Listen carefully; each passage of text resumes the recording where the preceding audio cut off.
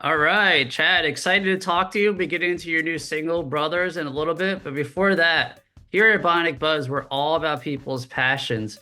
Where did your passion for music come from that led you on this musical journey? Was it a certain album, a certain artist, or a certain live performance, or something that was just natural for you as a child?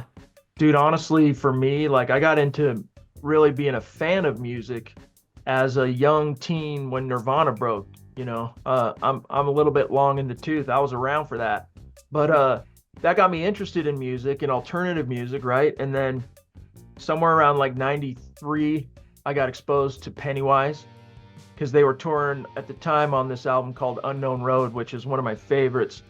And then I was still a teenager. I was 13, 14. And then they came to my town and played back-to-back nights in Vegas. And that was my first show ever. I went and it changed my life. I was like, this is what I want to do. Like, whoa, blew my mind, insane. And by that point, they were touring for About Time, But I would say that was kind of like when the light bulb came on and I was like, man, this speaks to me. I want to do this, and started my own bands and learned how to write songs, all that stuff. But yeah, dude. That's awesome. Me too, man. I always ask that question because I know for me, I saw Smells Like Teen Spirit when I was 11 years old, like late 91, and it just changed my life. I it just like started growing my hair long and started buying records after that, started going to concerts. Dude, It's this cool game that changer we for yeah, it's cool we get some reunions lately because I never got to see them with Kurt Cobain live, fortunately. yeah, same here. Too young, and he left us too soon, unfortunately. Well, let's get into Brothers. I always like asking the storytelling of the art form that is creating music, inspiration, the recording process, all that fun stuff. Yeah, so I mean, the inspiration for Brothers, what the song is about is Cliff Notes version is I came up with my cousins, Brian and Jimmy, and we were all in the same, we were all separated by a year. So Brian and Jimmy were actually brothers. Hmm. And we lived near each other. We grew up, and we basically, the three of us were like brothers. And that stayed pretty much the same as we got older and started kind of going our separate ways.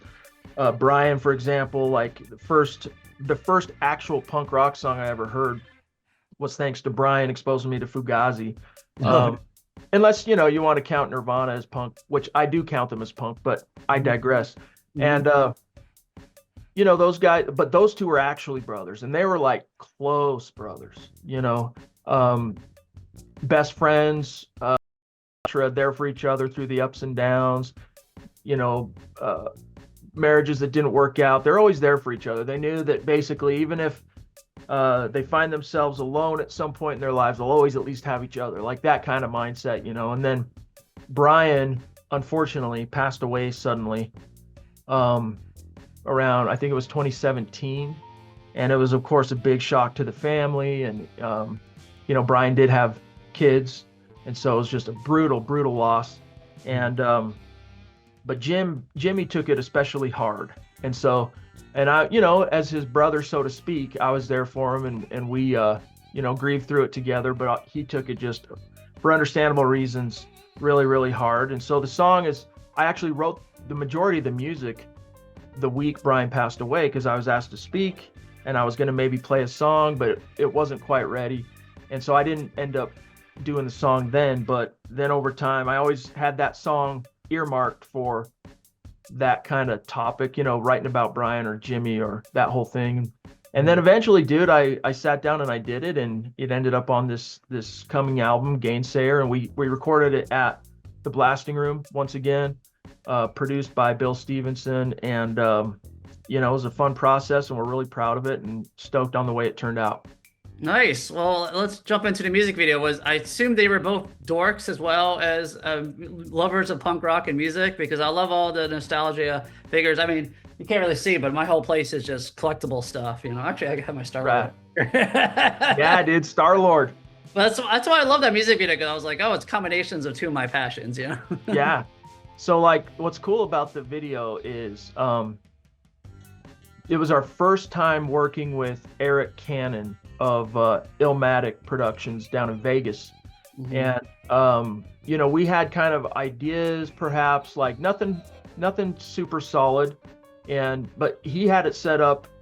Vegas is a hotbed of all kinds of weird things, right? Like it's called Sin City for a reason, and there's apparently an industry I didn't know about where people, I can't remember what it's called now off the top of my head, but they basically build these like shooting studios that they rent out, almost like a VRB, or like a where people who are making content or whatever, it could be models, it could be podcasters, it could be music videos, can rent the space and create content, right? And so when we showed up, Eric's like, yeah, we're gonna go over here to this place that I found it. I went and scoped it out, and it's really dope, and it's kind of cool. It speaks to kind of the nostalgic, because that was one of the ideas we wanted to have for the video, is it to be somewhat nostalgic of the 90s, where we came from. And so we showed up, and it was really cool. This fella's, he had this like bungalow house behind his house, and we pull in, we load in all our gear, open up, and it's just this room. And it's like, I don't know, maybe like 10 by 10 little, it's a lot smaller than it maybe even looks on camera, and it was just replete, just stocked to the gills with memorabilia.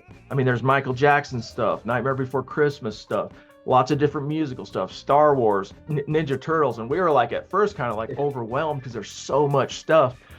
We weren't really sure how it was going to turn out, but we just went in and did our thing, performed through the song a few times, etc.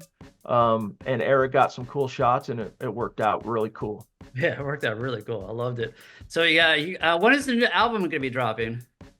So it drops on April 11th. April 11th. Yeah, I got an advanced copy of it. The one song that really stuck out to me was Babylon. Can you talk about putting that song together? Yeah, dude, that's an oldie. Babylon is a song I wrote on acoustic guitar like probably over 10 years ago, and I just kept it in the bag. And it's similar to Brothers. I had like the bones of it written for a long time, and then when I kind of opened up the box and pulled it out and decided to kind of re-examine it, I realized it was missing a few things. And so I tweaked the chorus, added a bridge, and then once it was kind of complete, I was like, dude, this is epic. This one should be on the short list for the next record.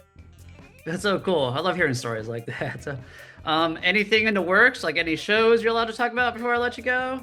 Yeah, we're working on, well, just keep it locked with Bridge the Gap on social media, because we're about to announce a bunch of different shows to support the new record dropping, including our record release show that's going to be in Salt Lake City. So we'll have some big news on that very, very soon. And then we're going to be playing some shows around, the U.S., Western U.S., probably this spring and summer. Cool. Well, hopefully one day you'll make it out to Orlando and I can come see you guys.